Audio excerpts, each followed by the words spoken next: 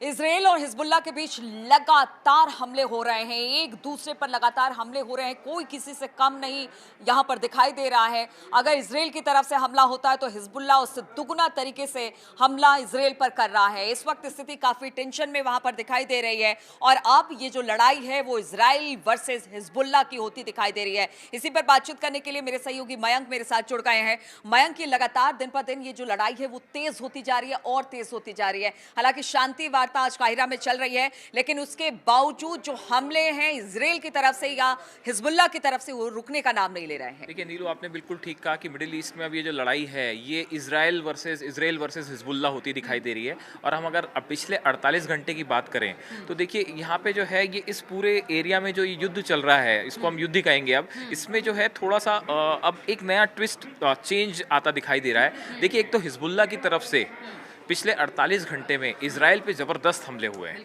मतलब 10 ठिकाने हम मान लीजिए उत्तरी इजराइल के जो हैं, इनको बिल्कुल टारगेट करके अटैक किया गया। हिजबुल्लाह की तरफ से ड्रोन अटैक हुए, जो इजराइल के मिलिट्री बेस हैं उनके ऊपर ड्रोन हमले किए गए।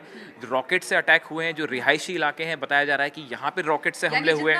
जितना ज्यादा से ज्यादा नुकसान यहाँ पर किया जाए वो कर रहा है बिल्कुल, हिजबुल्लाह की तरफ से देखिए नसरल्ला जो है, हिजबुल्लाह के चीफ जो है, तो ऐसा लगता है मानो कि अभी ईरान जो है वो एक कदम पीछे है और ये लड़ाई जो है ये हिजबुल्लाह वर्सेस जो है इजराइल हो गया। और पिछले 48 घंटे में तो जितनी ज़बरदस्त अटैक इजराइल के ऊपर हुए हैं, उसके बाद ऐसा लगता है कि अब इस पूरे एरिया में खासकर लेबनान में कुछ बड़ा होने जा रहा है। देखिए, शायद इसकी ही वजह ये है कि चीन ने, अमेरिका ने और भारत समेत कई देशों ने लेबनान से अपने जो लेबनान में उनके देश के नागरिक हैं उनको या तो लेबनान छोड़ने की सलाह दी है और या फिर बेहद सतर्क रहने की सलाह दी है। इसकी वजह यह है कि देखिए, इजराइल की तरफ से ऐसा माना जा रहा है कि इजराइल जो है वो कोई बड़ा हमला कर सकता है लेबनान के ऊपर।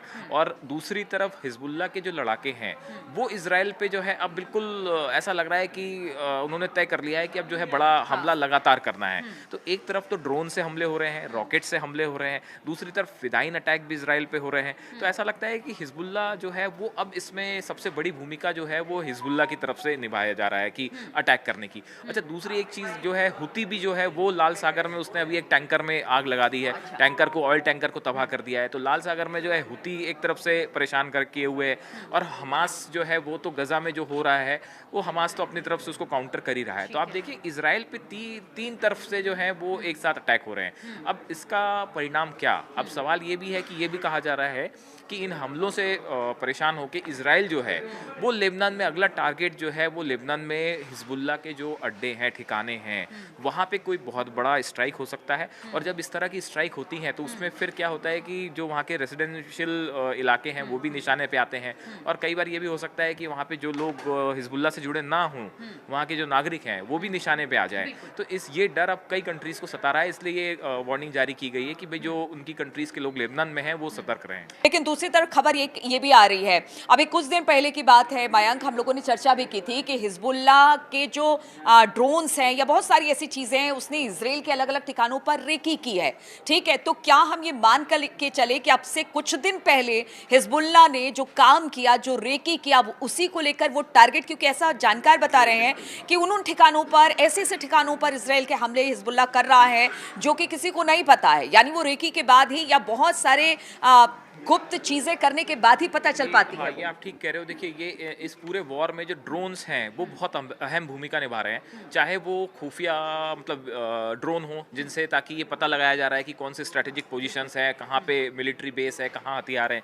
तो या तो इस तरह से ड्रोन का इस्तेमाल हो रहा है और या फिर ड्रोन का इस्तेमाल वॉरहेड्स लोड करके एक्सप्लोड करने में भी किया जा रहा है। तो ड्रोन की लड़ाई जो है वो बहुत अहम हो गई है। और देखिए, ईरान की तरफ से काफ़ी ऐसा बताया जा रहा है कि हिजबुल्लाह को बड़ी संख्या में ड्रोन्स प्रोवाइड किए गए हैं ताकि जो है उनके जरिए अटैक किया जा सके या उनसे सर्विलांस किया जा सके। तो अभी कुल मिला के ये लड़ाई जो है ये एक प्रकार से देखिए यही वजह थी कि जो हिजबुल्लाह के सेंटर्स थे जहाँ पे इनका के रॉकेट्स रखे हुए थे, इनके मिसाइल्स थे, इनको इजराइल जो है वो निशाना बना रहा है।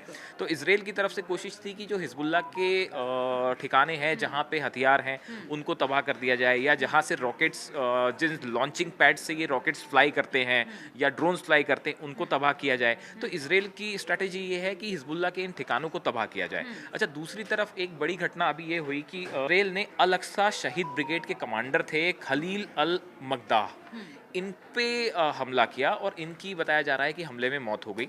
ये 2 दिन पहले की घटना है। ये अपनी कार से लिबनान में जा रहे थे। मिसाइल, टारगेटेड मिसाइल जो है वो इनकी कार के ऊपर आके गिरी और इनकी उसमें जो है मौत हो गई। अब ये जो कमांडर थे खलील अल मकदाह, ये ईरान की जो सेना है ये उनसे बताया जाता है कि उनसे जुड़े हुए थे और इनके ज़रिए बड़ी प्लानिंग हो रही थी इजराइल पे हमले की, जिसकी मोसाद को जानकारी मिल गई और उनको जो है खलील अल मकदाह जो है इन पे हमला किया गया और इनकी उसमें मौत हो गई है। तो इस हमले के बाद से हिजबुल्लाह जो है वो और गुस्से में है। ऐसा बताया जा रहा है कि हिजबुल्लाह और ईरान जो है वो एक बार जैसे एक बड़ा हमला जो है लॉन्च फिर से हो सकता है और ये कहा जा रहा है कि अगले 48 घंटे में हिजबुल्लाह की तरफ से एक बार फिर या फिर ईरान की तरफ से भी कुछ बड़ा हो सकता है। ये आशंका एक बार फिर जताई जा रही है। कुछ बड़ा हो सकता है, कुछ आगे प्लान किया जा रहा है इजराइल की तरफ से और हिजबुल्लाह की तरफ से, दोनों तरफ से। अब देखना होगा किस तरह से प्लान है। लेकिन कायरा में शांति वार्ता भी चल रही है और ये कहा जा रहा है मयंक कि आज के बाद ये स्पष्ट हो जाएगा कि अब ये युद्ध रुकेगा या नहीं रुकेगा, कोई बीच का रास्ता निकलेगा नहीं निकलेगा, ये आज के बाद स्पष्ट हो जाएगा। देखिए, आप जो कह रही है नीलू, इसमें है ना एक नई चीज़ और निकल के सामने आई है कि बताया जा रहा है कि बीती रात को ईरान कैबिनेट की एक गुप्त बैठक हुई और उस बैठक में कई बड़े अहम फैसले लिए गए हैं। ऐसा कहा जा रहा है कि ईरान ने अपने जो न्यूक्लियर सेंटर्स हैं उनकी सुरक्षा अचानक बहुत ज़्यादा बढ़ा दी है। और ये मतलब अंदेशा है ईरान को कि कहीं उसके न्यूक्लियर बेसिस पे जो है वो हमला ना हो जाए। अब देखिए क्या है कि एक तरफ तो ईरान जो है वो अभी तक इसमें सीधा युद्ध में शामिल नहीं हुआ है, लेकिन दूसरी तरफ ईरान ने अपने जितने भी आर्मी हो, चाहे एयरफोर्स हो, चाहे नेवी हो, सबको बिल्कुल युद्ध के मोड में, अलर्ट मोड ही नहीं, ऐसा लग रहा है वॉर मोड में तैयार रखा हुआ है। मतलब मिसाइल्स जो हैं वो मिसाइल्स अपनी लोकेशंस पे तैयार हैं। अब ऐसी स्थिति में ये बड़ी एक आशंका जताई जा रही है कि जो न्यूक्लियर बेसिस हैं ईरान के, ईरान उसकी सुरक्षा को लेके बिल्कुल अलर्ट रहना चाहता है कि किसी भी तरह से उसके न्यूक्लियर प्रोग्राम को किसी तरह कोई खतरा ना हो। अब इसको अमेरिका ने भी जो है इसे काउंटर करने के लिए, देखिए 6 बेसिस हैं। ऐसा बताया जा रहा है कि ईरान के 6 नेवल पोर्ट हैं।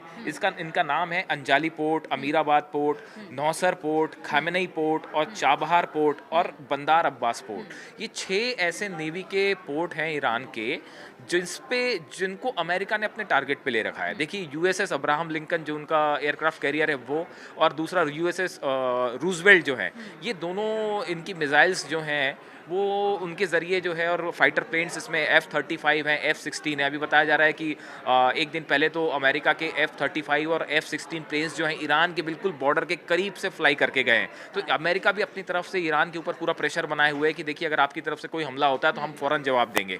तो कहा जा रहा है कि ईरान के जो ये नेवी के बेस हैं नेवी के, इस पर अमेरिका ने अपनी बिल्कुल सख्त पैनी नज़र बनाए रखी है कि अगर कहीं से भी कोई भी हमले जैसी आशंका बनती है जो कि इजराइल पे होता है तो उसको तुरंत काउंटर किया जा सके। तो आप देखें कि एक तरफ हिजबुल्लाह इजराइल पे अटैक किए हुए है, दूसरा ईरान को न्यूट्रल करने के लिए अमेरिका ने जो है अपने वो पूरा सैन्य साजो सामान जो है वो तैनात कर रखा है। चाहे वो इजराइल हो, ईरान हो, इन लोगों ने तैयारी कर रखी है। अपने अपने देशों के जो समर्थित देश हैं उनको भी कह दिया गया है, लेकिन लगातार दूसरी तरफ हमले जारी हैं। ये हमले लगातार हो रहे हैं एक दूसरे पर, यानी इजराइल और हिजबुल्लाह के ऊपर। अब देखना होगा आगे आने वाला जो 1-2 दिन है वो कितना क्रूशियल और होता है और किस खबर पर लगातार हमारी नजर बनी हुई है। आप बने रहिए हमारे साथ।